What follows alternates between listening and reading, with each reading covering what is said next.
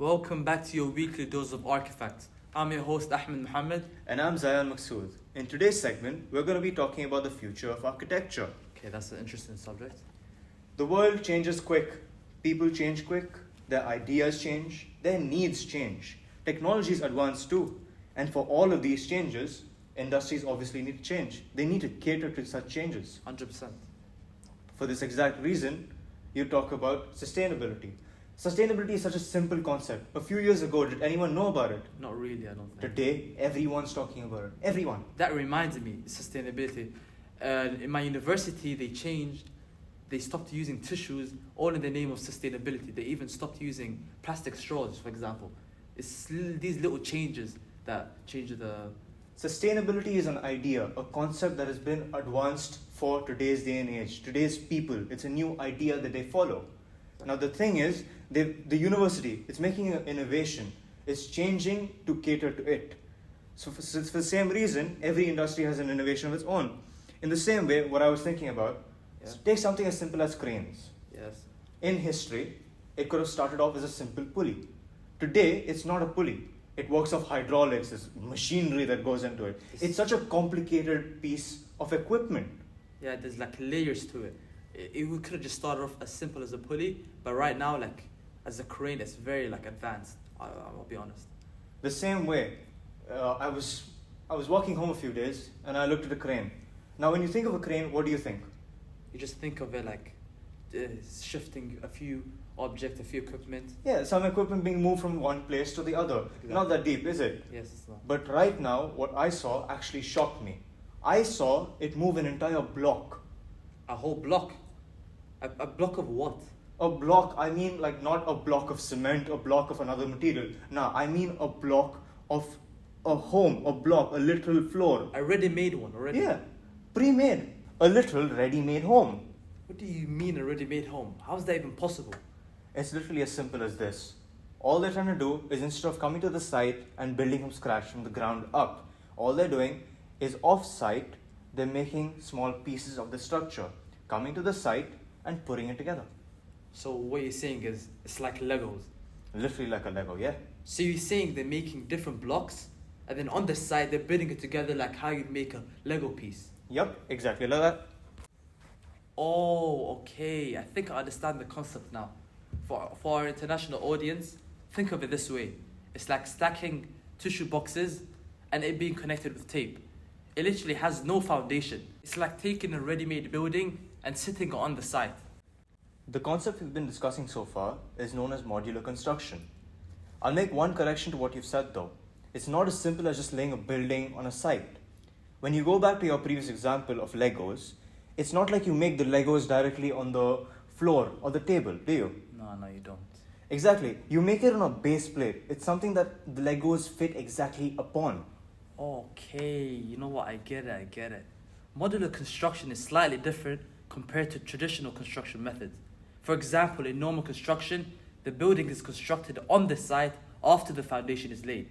On the other hand, in modular construction, the foundation is tailored to the building. Yeah, that sounds perfect. You know what? I'll be honest. Our little exchange, it's caused my interest to peak. I want some time to do some research. Yeah, 100% I agree with you. You know what? I think it's the perfect time to go to an ad break.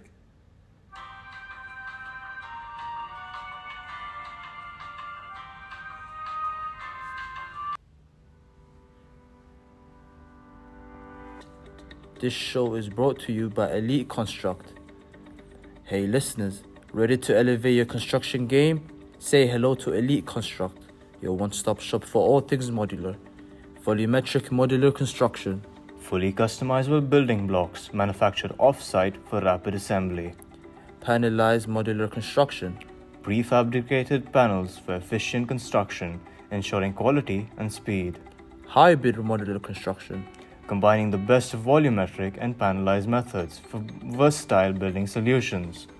Prefab steel structures. Durable steel frameworks designed for resilience and longevity. With Elite Construct, all your modular construction needs are covered. Connect with us today and let's bring your vision to life.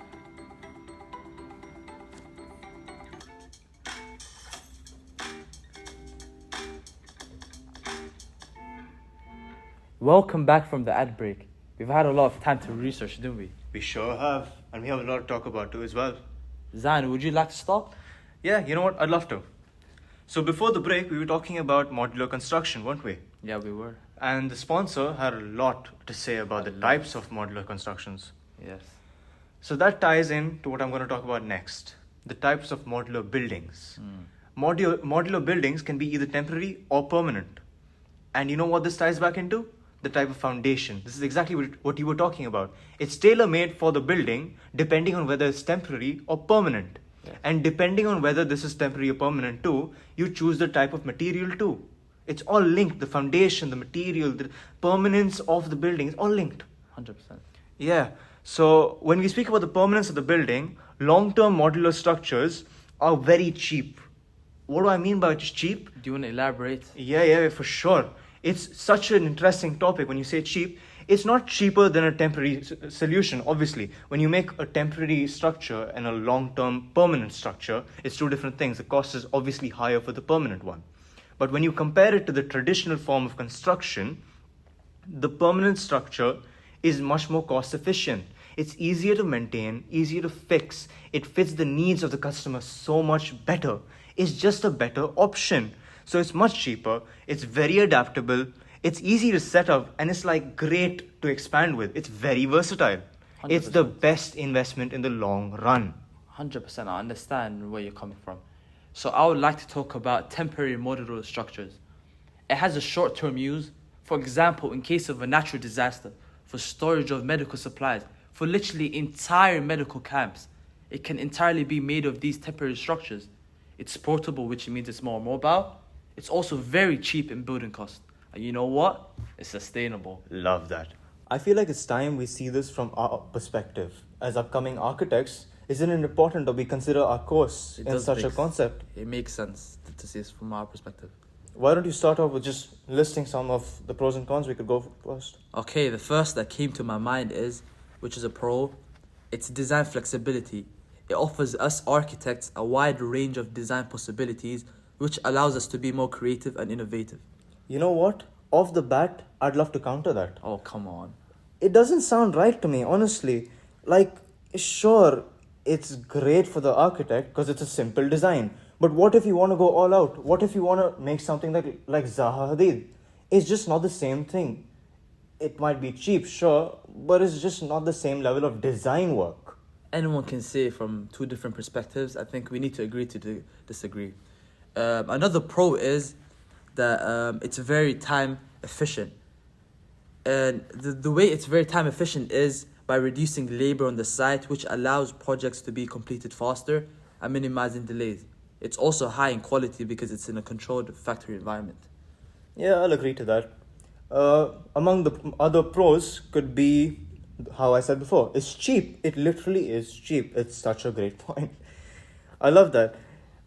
It reduces material waste and is very eco-friendly and thus ties right back into sustainability. Yeah. It's sustainable, better for the world in the long run. It's definitely sustainable. You know, I haven't mentioned a con yet, and one that's been like at the top of my brain is transportation. It's such a big con because imagine big building blocks being transferred all the way to the site.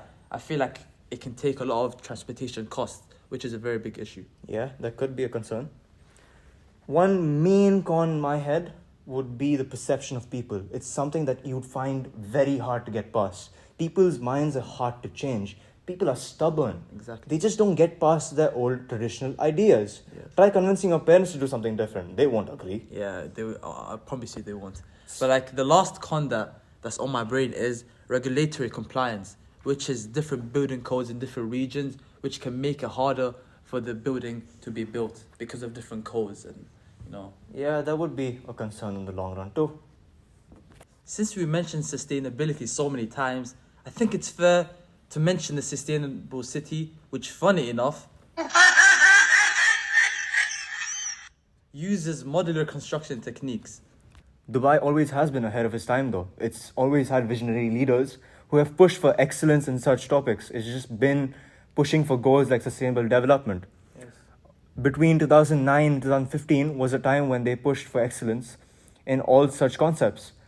the Sustainable City, which was a project that was conceived by the Diamond developers, was a project that aimed to create a completely sustainable community and that integrated environmental, social, and economical aspects.